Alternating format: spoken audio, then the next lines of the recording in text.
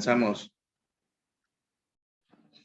¿Qué tal, amigos de Página Cero? Es un gusto para mí tener a Omar Nieto. Omar, qué gusto tenerte con nosotros. Al contrario, para mí de verdad es un gran gusto volver a saludarlos y pues aquí desde la fría Ciudad de México. No, pues, ¿qué te puedo contar yo desde la calurosa ciudad y puerto de Acapulco? Pero mírame, hay que estar presentables por lo menos, ¿no? Ah, está perfecto. No, aquí ya empieza a hacer frío, 9, 10 grados, alcanzamos los 8 grados en las noches, en las madrugadas. No, aquí nosotros bajamos a 22 grados y ya Oh, estamos como pingüinitos. me imagino, sí, no. No, sí, aquí ha estado frío, incluso creo que 7 grados estuvo ayer en la madrugada, una cosa así. Pero acá estamos. Pues qué gusto y poder saludarte de nueva cuenta. Y por cierto, el día de ayer, buscando en archivos, encontré una foto tuya estando en Acapulco en un festival de Acapulco Barco de Libros. No recuerdo Ajá. si fue en el 2015 o 2016. Unas sospechas, tengo que No, checar no, bien. la verdad no lo sé, porque sí he ido varias veces. Mira, la verdad es que Guerrero ha sido un lugar al que he ido muchísimas veces, es casi como una segunda casa. He ido creo que más veces a eventos que a Puebla mismo, ¿no? Siendo poblano. Y yo les tengo mucho cariño porque fui muchas veces a las caravanas estas por la paz Paz. que se organizaron y realmente muy interesantes a todas las zonas del estado y a Acapulco en particular, pues he ido muchas veces, voy más a los encuentros literarios que a la playa o una cosa así, ¿no? Sí, a veces ni da tiempo, ¿no? De ni siquiera ir a tocar el mar, ya ni siquiera echar un chapuzón, ni siquiera ir a tocar el mar. Sí, caray, pues ni siquiera un buen cóctel de esos levantamuertos, estaría muy bien. Por cierto, dicen que en Acapulco llegó a estar Hernán Cortés, ¿cómo ves? Pues, pues es totalmente cierto, ¿no? De hecho, es gran parte de lo que viene en esta nueva novela. Es una novela bastante sorpresiva para todos. Yo creo que nadie se la esperaba. Porque yo tengo esta afición por la historia de México desde hace mucho, ¿no? O sea, yo soy muy pues, de buscar la identidad mexicana, etcétera. O sea, eso está en todo lo que hago, pero se venían los 500 años de la conquista, entonces la idea era no hacer una novela más de la conquista, donde dicen siempre lo mismo. Como cierto historiador que hizo su libro con un tema parecido. Sí, bueno, y hay muchos, y, o sea, este año salieron muchas novelas, ¿no? Pero el fallo está en que como que siempre repiten la misma historia y eso tiene una razón. La razón es que van a a las fuentes españolas, que básicamente son tres, o sea, López de Gómara, Bernal Díaz del Castillo Y y yo. el propio Hernán Cortés en las cartas de relación, que como el gran héroe de la conquista, y eso se ha ido repitiendo, ya que como una especie como de discurso de identidad de los mexicanos. Pero yo quise romper con eso, y revisando con todas las fuentes indígenas que hay, que son pocas, y también echando a volar mucho la imaginación, me di cuenta que Hernán Cortés tenía toda todo un interés de conquistar el Pacífico, y lo emprendió, ¿no? O sea, él tenía ahí en Zacatula la idea de que a partir de Zacatula, que sería como la unión más o menos entre Guerrero y Michoacán, por esa zona, digamos, híjole, no sé, como por la unión, por ahí, una cosa así, Sí, entre Lázaro Cárdenas llegar y Zihuatanejo, hasta un Asia, espacio ahí. entre Lázaro Cárdenas y Zihuatanejo, exacto. Entonces, a partir de ahí, pues conquistar Asia, ¿no? Llegar a las Filipinas y luego a China. Pero esto está en las propias cartas de relación y esto está en la propia historia de la conquista, la verdadera historia de la conquista de Bernal Díaz del Castillo. Ese era como el próximo paso, ¿no? Y tan es así que él también tenía como otra intención conquistar todo lo que llamaba él el Mar del Sur, ¿no? Que iba desde el Golfo de Cortés, ¿no?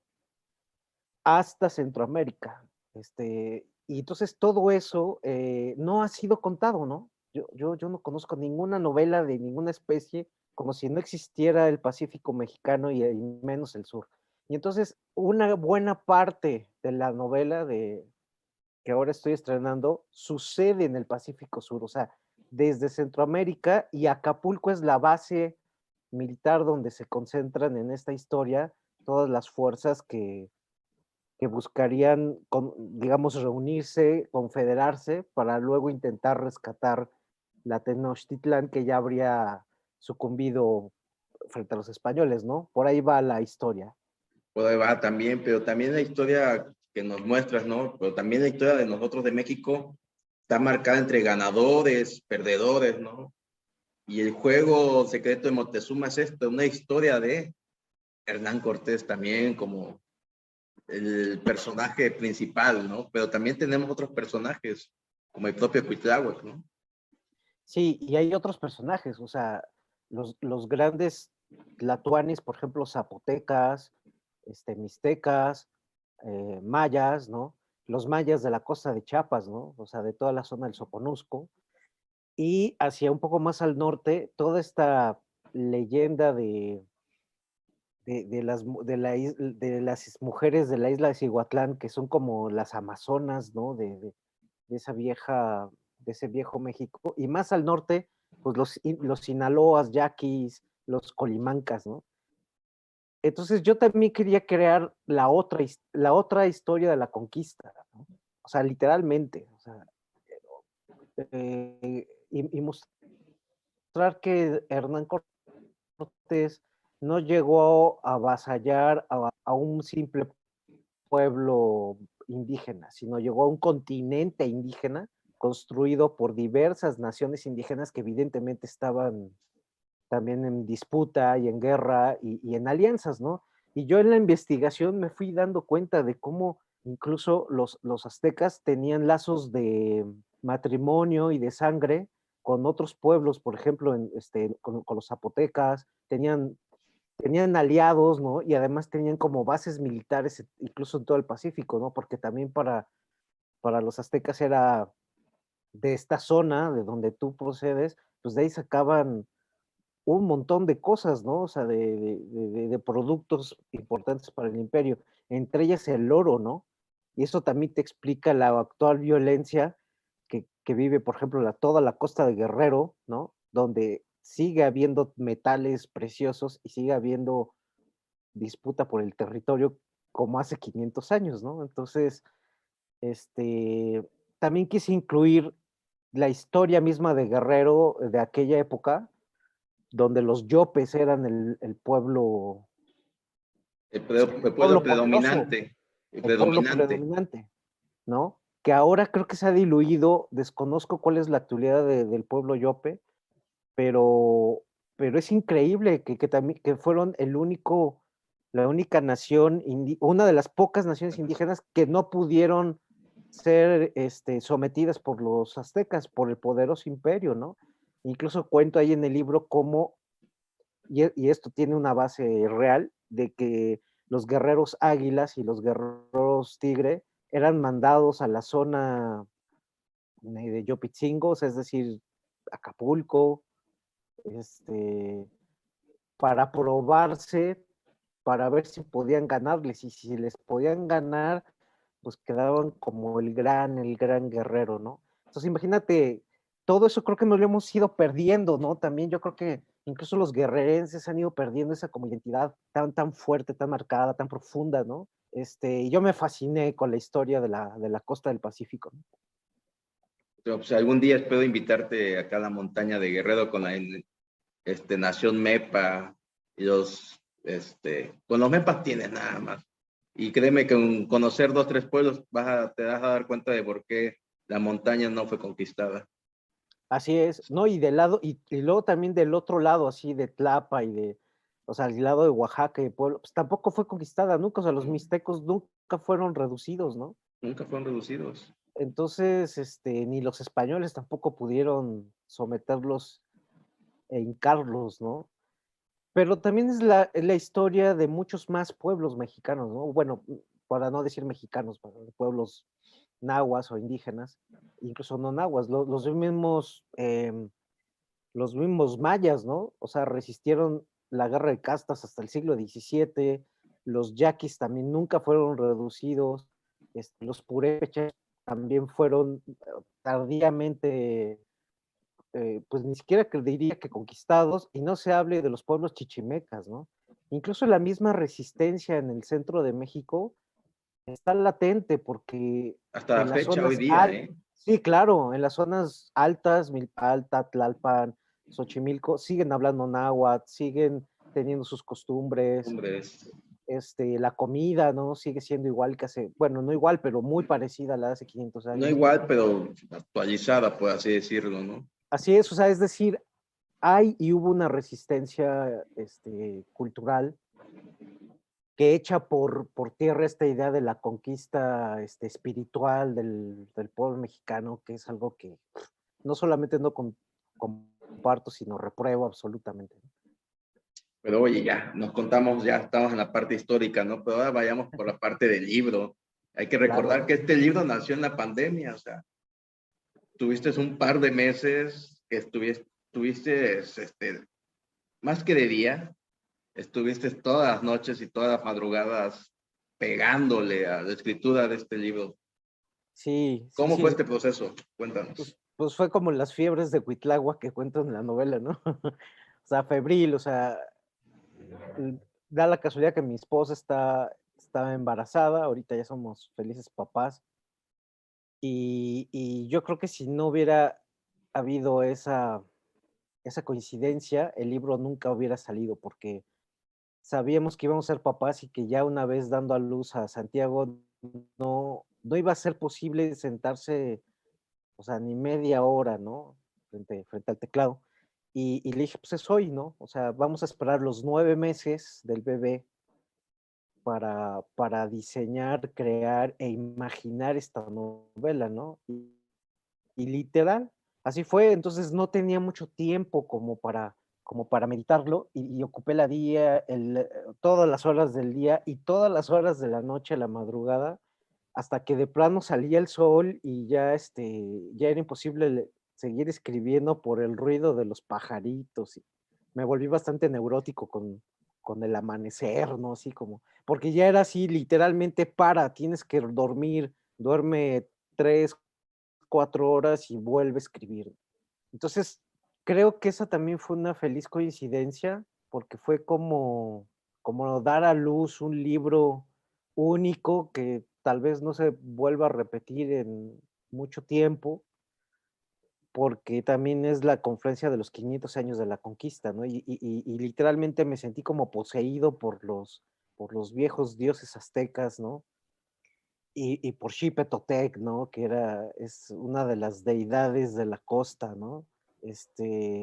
Y me sentí muy inspirado y fluyó, o sea, literalmente fluyó, no tuve ningún problema para escribirla. La parte dura fue la investigación, que me llevó 2 años antes de Previos de sentarme a trabajo. escribir, sí, totalmente, y para encontrar los huecos de la historia. Y una vez que los encontré, me acuerdo que justamente estando aquí donde estoy, o sea, le dije a mi esposo, oye, ¿y qué pasaría si la novela comienza ahora con lo que nunca ha sucedido? O sea, con Cortés decapitado, ¿no? Porque yo en la historia, revisando la historia, o sea, todo el tiempo decapitaban a los mexicanos, a los nahuas, o sea, Y el mismo mexicano decapitaba a sus enemigos.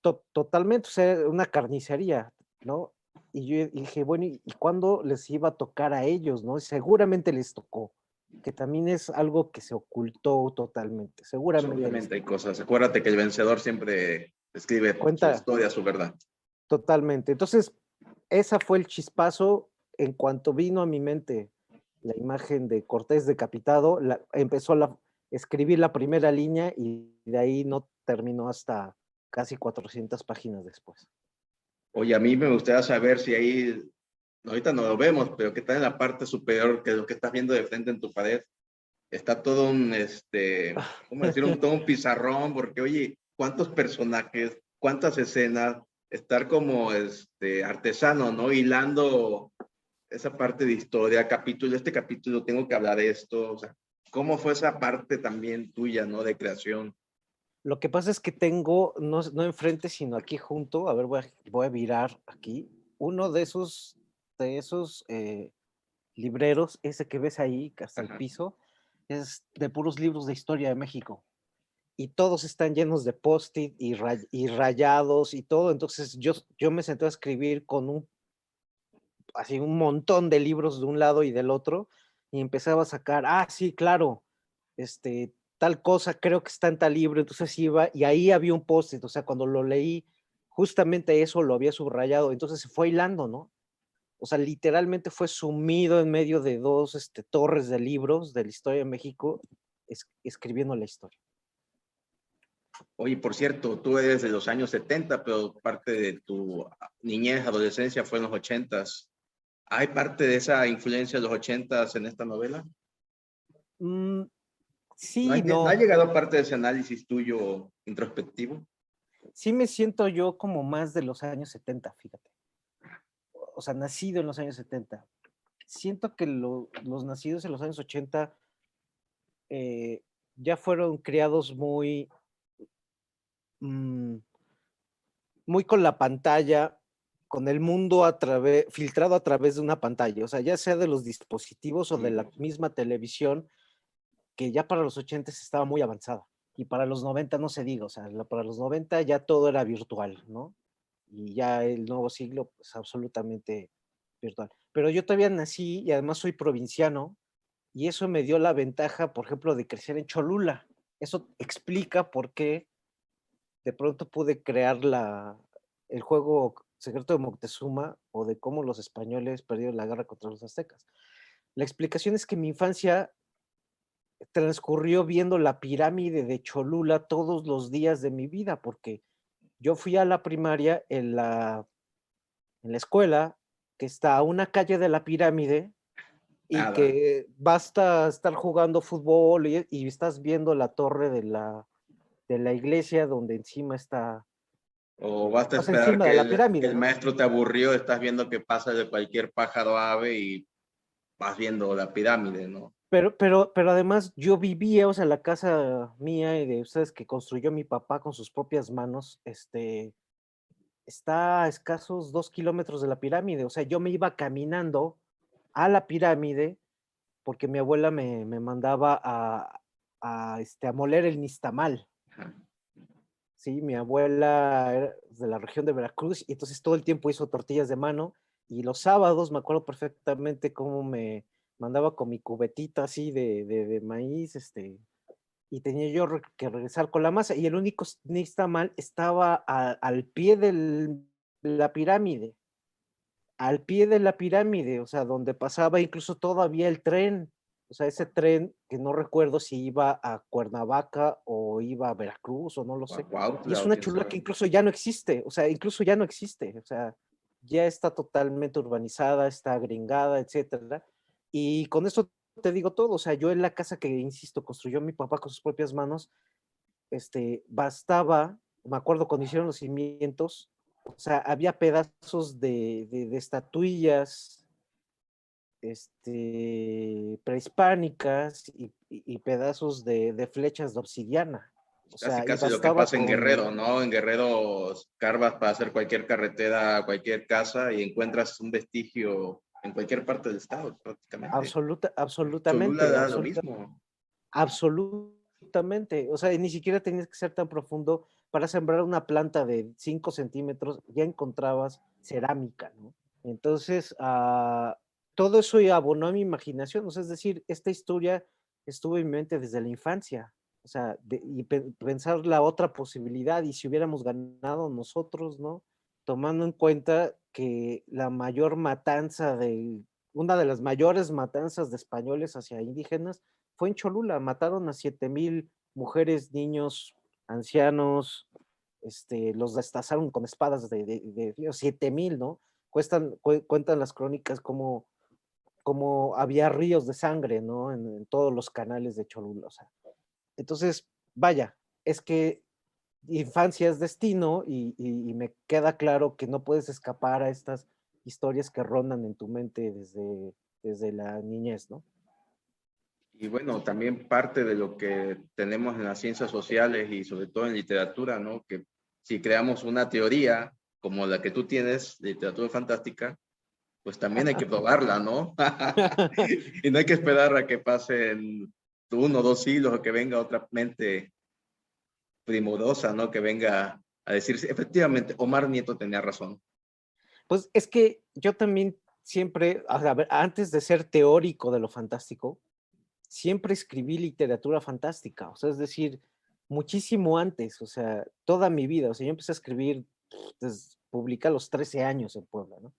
Y casi todo lo que yo hice fue como literatura fantástica. Más bien la teoría fue la manera de explicarme a mí mismo qué era eso, o sea, cuáles eran esos límites. Y ahora que se presentó esta oportunidad, insisto, yo no soy historiador, no tengo ni, o sea, no, ni siquiera creo que me interesa tener esa, no Historiador, tengo, ahí los tienes atrás de ti, ¿no? ellos ya hicieron su trabajo, pero sí, como teórico de lo fantástico, ahí había la oportunidad de crear la famosa ucronía, ¿no? O sea, ¿qué hubiera pasado si? Y además es un género que por alguna razón no se da en Latinoamérica y mucho menos en México, ¿no? Como que está muy sacralizado todo lo, como los símbolos de la patria y nadie los toca y se Eh, repiten hasta el infinito, ¿no? del ABC y del ABC no te muevas porque esto es Sí, sí, sí. intocable. Sí, sí, tenemos como una formación muy escolar, no muy escolarizada, ¿no? Y yo, pues como soy un espíritu bastante rebelde, o sea, nunca estoy quieto ni conforme con nada. Dije, pues ahí les va, o sea, voy a probar que existe lo fantástico posmoderno que yo planteo en mi libro, ¿no? Que es la posibilidad de crear algo fantástico a partir de la realidad real, o sea, y digo realidad real para decir realidad literaria mimética, ¿no? Y yo no creo en este rollo de los elfos y de los vampiros y que eso cree lo fantástico, lo puse ahí, ¿no? Yo creo en formas distintas de la imaginación que tienen que ver con torcer la realidad, ¿no? Incluso mi maestro Daniel Sada, teníamos discusiones acaloradísimas sobre lo fantástico, y él una vez me dijo, es que yo lo único en que creo es él dijo, intersticios de la realidad, o sea, es decir, las bisagras chiquitas donde algo se quiebra y ya puede haber otra cosa, ¿no? Y es esto, o sea, es agarrar la historia de México y decir, ¿por dónde me meto, no? O sea, un O sea, ¿por pequeño dónde estuvo la espacio. falla donde podemos crear el mundo alternativo? Y ahí, teniendo eso claro, pues surgió la historia. Una fisura, ¿no? Una fisura en la realidad. Una fisura y una pregunta, un cuestionamiento. ¿Qué hubiese pasado, sí? Y de ahí entramos. Claro. Y además no hay de otra, o sea, solo queda imaginarlo porque la historia pues, es irreversible. Oye, una última pregunta. ¿Qué prefieres, la noche triste o la noche victoriosa? Ah, qué horror. Este, no me gusta ninguna, ¿eh? No, no me gusta ninguna.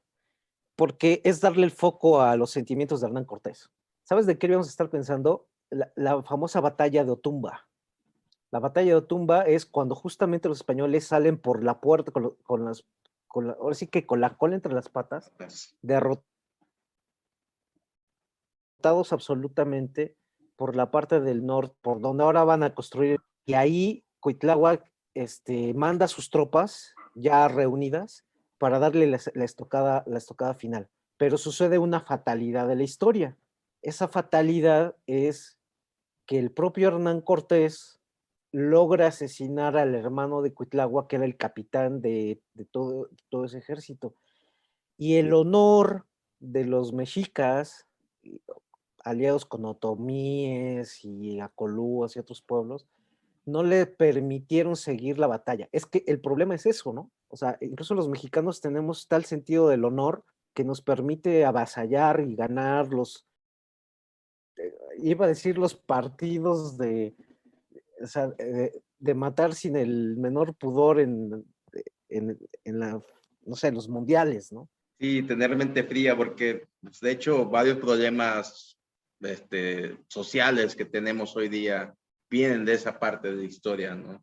Y como se ha ido reproduciendo generación con generación, dice, oye, que nosotros perdimos. Así es, Entonces, de ser pasivos ante lo que sucede, ¿no? O sea, eso es porque creo que, que nunca nos han contado una historia que nos deje en desventaja. exacto. Y parte del libro también va por esa línea. Es decir, la idea de que nunca nos podemos unir para tener un objetivo en común, respetando nuestras diferencias, eso es una idea que ha calado muy, muy profundo en la mente de los mexicanos. Ah, si yo soy de Michoacán, yo no puedo hablar con los de Guerrero. Ah, si yo soy de Sinaloa, los de Durango, no sé qué.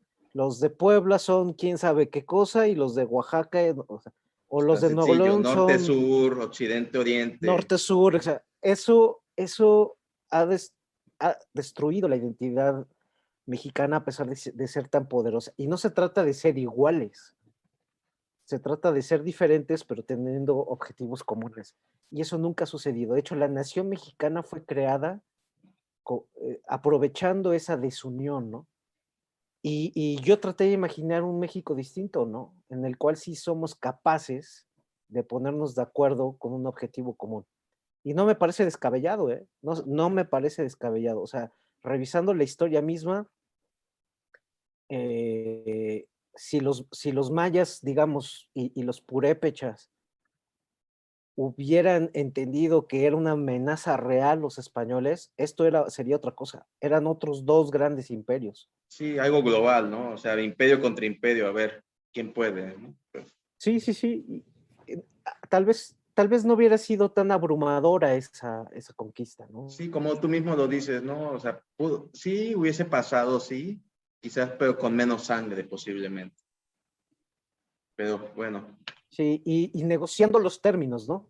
O sea, negociando los términos, o sea, negociando qué sí puedes hacer y qué no puedes hacer. Porque al final los mismos tlaxcaltecas y huejotzingas, que fueron los grandes aliados, terminaron siendo sometidos. despojados, sometidos. Y me pregunto qué pasaría si sucediera una conquista semejante en la actualidad, ¿no? Con un imperio tan grande como los chinos o los norteamericanos o los Pues rusos, ahorita que o está muy sea, latente o el poderío militar británico. Rusia contra Ucrania, Sí, ¿no? Estamos en días sí, de que, Irak, estamos en días de que o el, pase o algo y el, veamos o algo el parecido. bloque, o el bloque árabe, ¿no?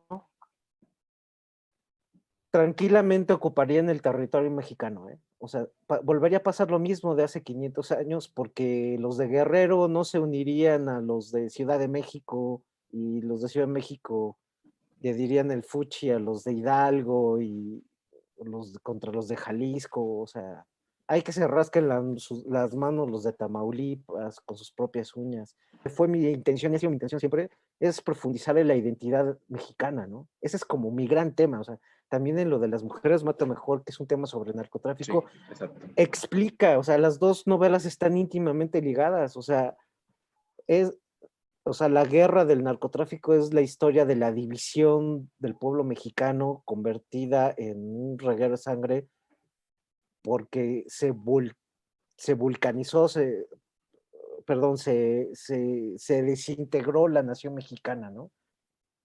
Eh, Uf, y, sí, y es como repetir la historia, ¿no? O sea, entonces, bueno, yo creo que voy a seguir escribiendo sobre eso y me apasiona mucho, ¿no? Es como tratar de encontrar los porqués de, de esto que se llamamos México, ¿no? y hay que tratar de buscarle una respuesta, ¿no? Que sea positiva en nuestra imaginación. Y hay que darle también otra otro punto de vista a nuestros queridos lectores. Así es, y la verdad que yo estaba bien feliz cuando agregué el apartado de Acapulco, para que Acapulco, no sé si por primera vez en la literatura, o más bien desde el Periquillo Sarmiento que se mencionaba Tizla, toda la región de la Baja Montaña como una, casi una capital, hubiera la literatura mexicana el peso que debe tener la costa del Pacífico Sur, o sea, eh, y quería regresar a ese coraje y esa gallardía, ¿no? De los pueblos indígenas no solo de Acapulco, de todo Guerrero, ¿no?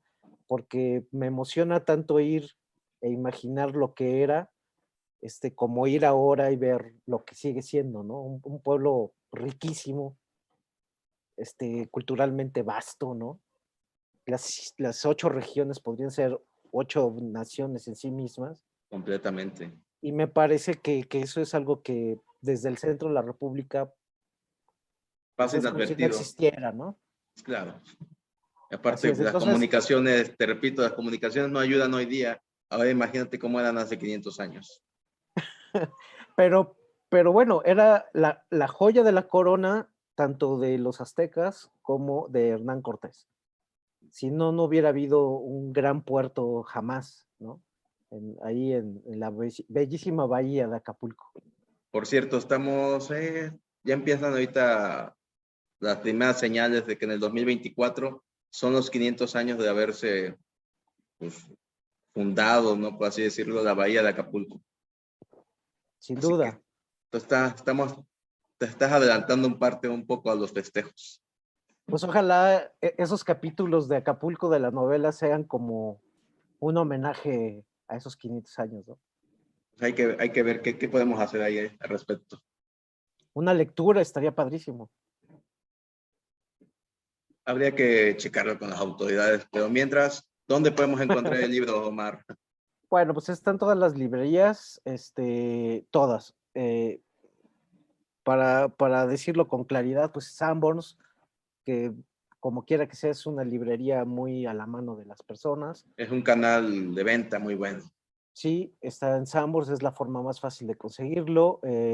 Y también, bueno, en el resto del país, en Gonville, El Sótano, Gandhi, cualquier librería prácticamente. Y en electrónico, pues en Amazon, ¿no? Perfecto, Martos. No, pues te agradezco tu tiempo y tu espacio para poder charlar de este libro, que ya teníamos esta plática pendiente hace un par de días, bueno, Sí, meses más bien. sí, ya meses. Pues ojalá hubiera sido con un cóctel, ¿no? Ya habrá momento para poder conversar eso. ¿Qué te parece para el aniversario de Acapulco? Me encantaría, seguro voy a estar ahí. Bueno, no me queda más que felicitarte por Santi. Un Gracias, abrazo para los tres desde Acapulco gracias. y te agradezco nuevamente. Gracias, pues un abrazo a toda la gente de Acapulco y todo Guerrero. Quiero recordar que mi abuelo es guerrerense, bueno, fue guerrerense, de Ostotitlán, por ahí más o menos por Teleolapan, una por ahí de esa región. Y bueno, de alguna manera tengo su sangre guerrerense en las venas, ¿no? Perfecto, Mar. Pues Un abrazo un entonces. abrazo nuevamente. Que estés bien. Nos vemos, cuídense.